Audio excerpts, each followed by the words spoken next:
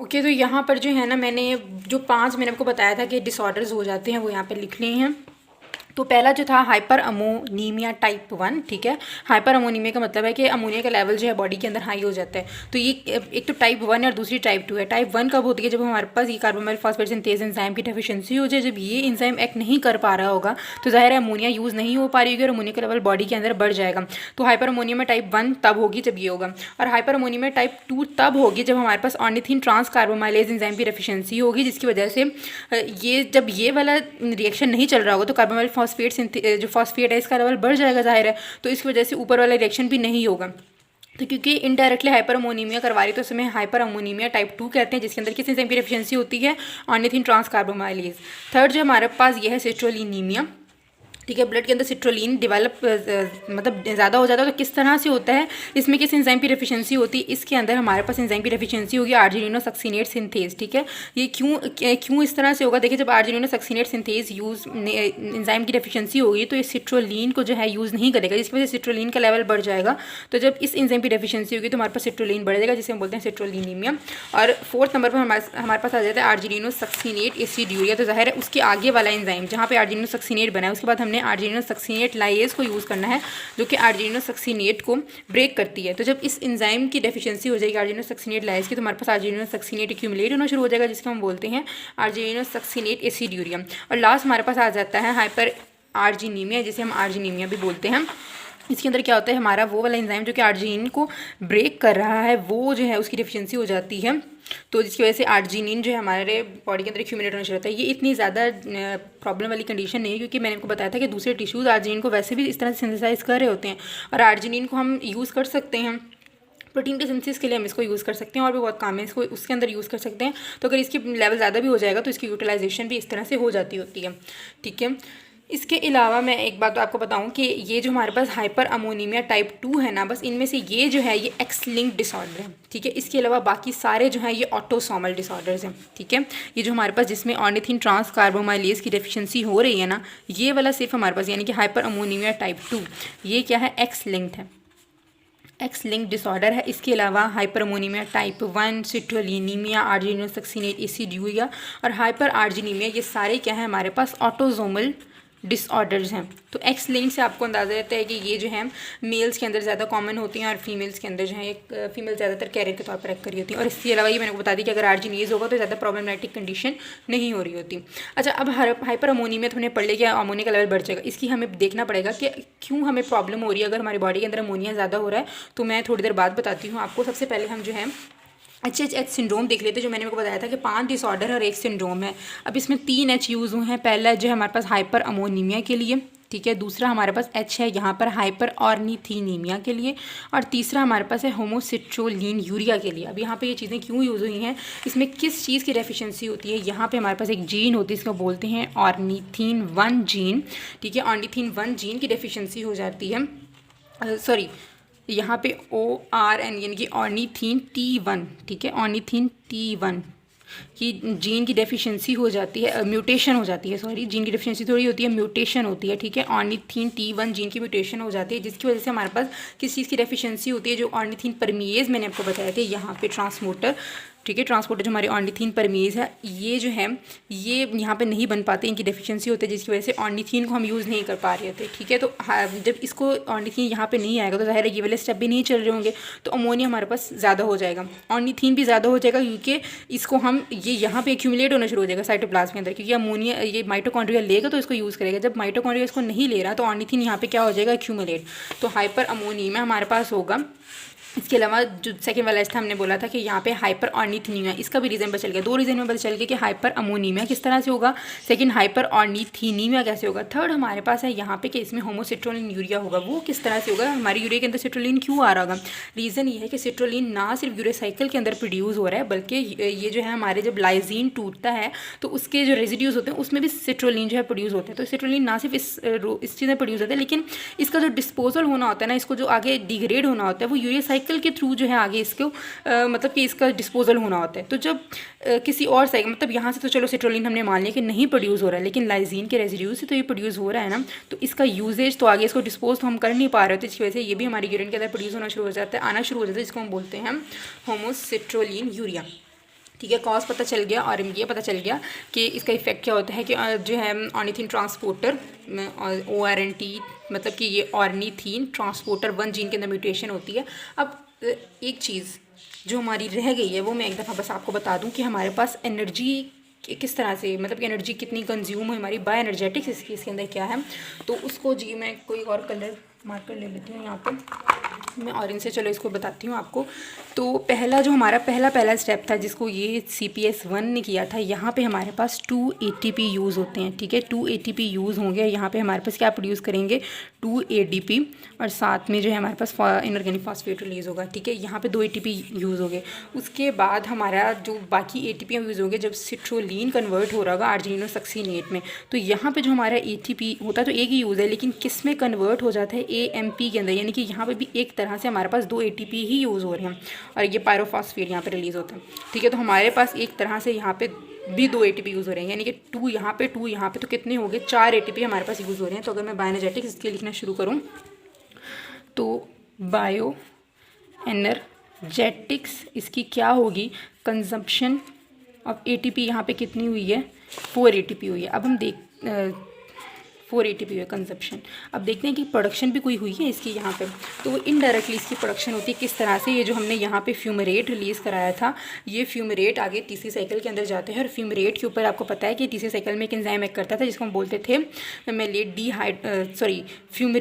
Fumarate ने पहले किसके अंदर कन्वर्ट होना होता है, हमारे पास मेलेट के अंदर। ठीक है, मेलेट के अंदर कन्वर्ट होता है और फिर मेलेट के ऊपर जो है मेलेट डीहाइड्रोजनेज एंजाइम एक्ट करता है और इसको आगे जो है ऑक्सैलोएसीटेट के अंदर कन्वर्ट करा देता है। तो ये जो मेलेट डीहाइड्रोजनेज एंजाइम यहाँ पे एक्ट किया है, ये प्रोड्यूस करवाता है यहाँ पे NADH को। ठीक है, NADH जो हमारा यहाँ पे प्रोड्यूस है, NADH हमें पता है कि ये 2.5 ATP को बना सकता है। ठीक है, तो यहाँ पे इनडायरेक्टली 2.5 ATP की प्रोडक्शन होती है, तो वो भी हम यहाँ पे लिख सकते हैं कि प्रोडक्शन जो ATP की हुई है वो हमारे पास है 2.5। तो अगर हम इसका नेट निकालना चाहें तो हमें पता है कि 1.5 बचता है, तो नेट जो है इसकी यहाँ पे प्रोडक्शन ATP की है वो हमारे पास 1.5 है, नेट प्रोडक्शन ऑफ ATP 1.5। तो ये चीज़ आपने यहाँ पे इसकी बायोएनर्जेटिक्स में याद रखनी है। ठीक है, उसके बाद हम नेक्स्ट में ये देखते हैं कि हमारे पास ये जो अगर हाइपर अमोनीमिया है तो उससे हमें प्रॉब्लम क्या हो रहा होता है, हमें इतनी प्रॉब्लम क्यों हो रही होती है कि हमारे बॉडी के अंदर अमोनिया का लेवल ज़्यादा हो गया। तो हम देखते हैं हाइपर अमोनीमिया या जैसे हम बोलते हैं अमोनिया टॉक्सिसिटी क्या होती है। तो जब हम हाइपर अमोनीमिया करते हैं तो हमारे पास पहले आपको ये पता होना चाहिए कि हमारे पास अमोनिया का नॉर्मली बॉडी के अंदर लेवल कितना है। तो 5 से 35 माइक्रोमोल पर लीटर जो है नॉर्मल अमोनिया का लेवल है और इतनी कैपेसिटी होती है। तो ये नॉर्मल कैपेसिटी होती है हमारे लीवर की कि इतने जो अमोनिया प्रोड्यूस होता है इसको यूरिया साइकिल के थ्रू वो डिस्पोज कर देता है। लेकिन जब अमोनिया की प्रोडक्शन एक्सीड कर जाती है लीवर की यूरिया साइकिल की कैपेसिटी से, ठीक है, क्या जो अमोनिया प्रोडक्शन है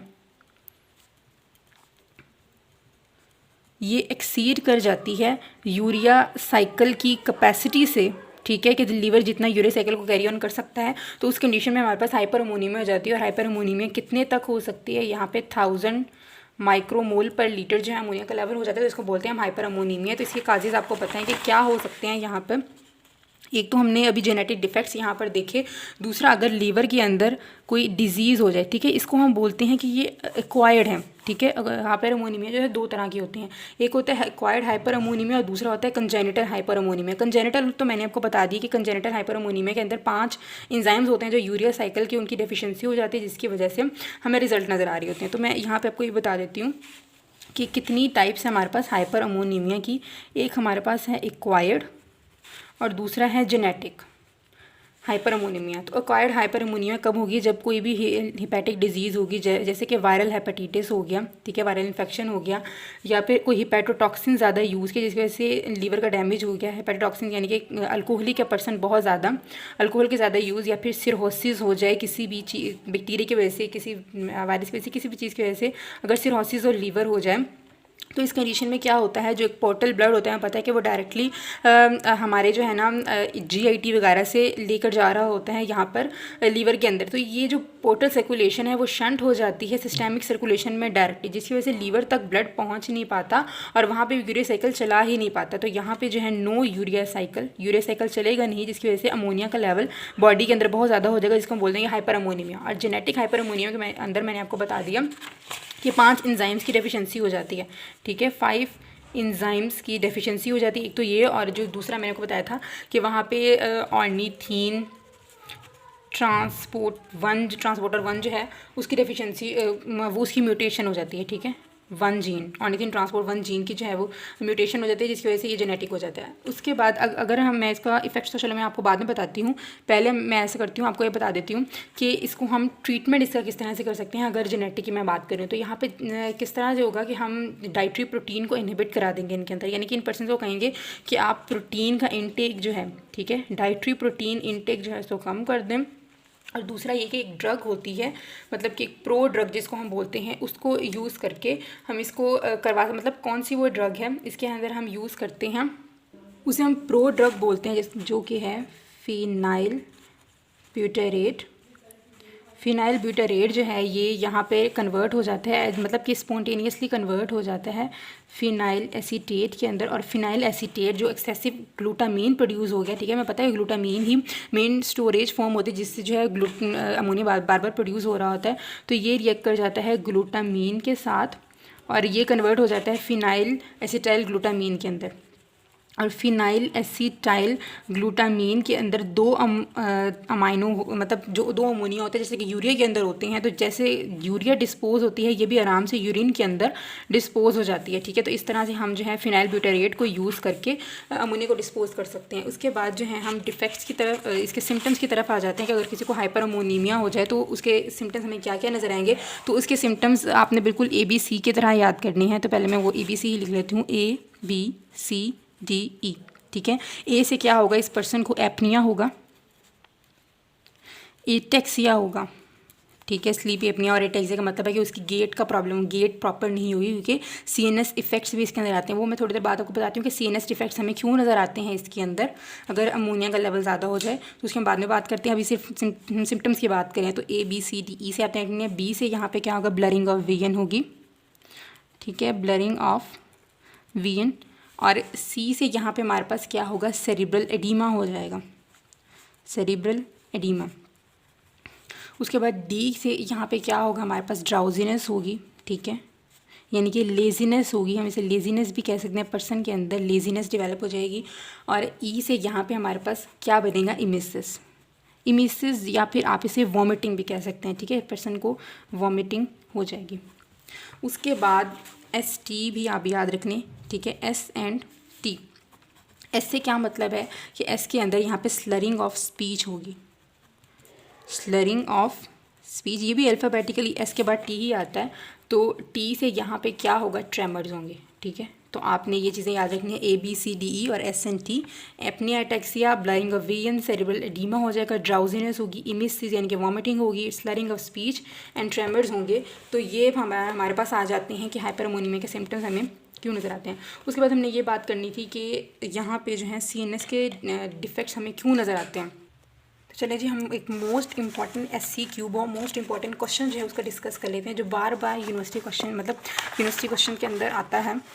तो क्या है कि CNS डिफेक्ट क्यों काज होते हैं हाइपर अमोनीमिया के अंदर। तो इसका रीज़न ये है, हम ग्लूटामीन से इसका रीज़न निकालेंगे। एक जनरल सा रिएक्शन जो कि आपको पता है कि अल्फ़ा कीटोग्लूटारेट के साथ अगर हम अमोनिया मिलाएं, ठीक है, तो जो कि हमें किसी भी अमाइनो एसिड से मिलेगा, ठीक है। ये हमने रिएक्शन पहले भी किया हुआ है कि कोई भी अमाइनो एसिड जो है PLP के प्रेजेंस के अंदर अल्फा कीटोग्लूटारेट को अपना अमोनिया ग्रुप देता है। तो पिछली वीडियो के अंदर वो था, तो आप उसको देखें। उसके अंदर हमने क्या कहा था कि यहाँ पे हमारे पास ग्लूटामेट प्रोड्यूस होता है, ग्लूटामेट सिंथेज एंजाइम यूज़ होगा, ठीक है। उसके बाद ग्लूटामेट के ऊपर एक ग्लूटामेट डिहाइड्रोजनेज एंजाइम एक्ट करेगा और उसको कन्वर्ट करा देगा ग्लूटामीन के अंदर। और ग्लूटामीन में यहाँ पे एक और अमोनिया यूज़ होगा। तो देखें यहाँ पे हमारे पास 2 अमोनिया यूज़ हैं, यानी जितना ज़्यादा अमोनिया होगा उतना ही ज़्यादा ये रिएक्शन चलेगा। अब देखिए, जितना ज़्यादा अमोनिया होगा इसका मतलब है कि उतना ही अल्फ़ा कीटोग्लूटारेट हमारा क्या होगा, यूटिलाइज होगा। अल्फ़ा कीटोग्लूटारेट हमें पता है कि ये TCA साइकिल के अंदर जाता है और वहाँ पर हमें एनर्जी प्रोवाइड करता है। अब ये भी क्योंकि साइटोसोलिक ही रिएक्शन हो रहे होते हैं, इसका मतलब है कि अगर अमोनिया का लेवल ज़्यादा हो गया तो जैसे ही अल्फा कीटोग्लूटारेट प्रोड्यूस होगा हमारे साइटोसोल के अंदर, फ़ौरन अमोनिया उसको कैप्चर कर लेगा और उसे ग्लूटामेट के अंदर कन्वर्ट करा लेगा, जिसकी वजह से अल्फा कीटोग्लूटारेट हमारे TCA साइकिल के अंदर नहीं जा सकेगा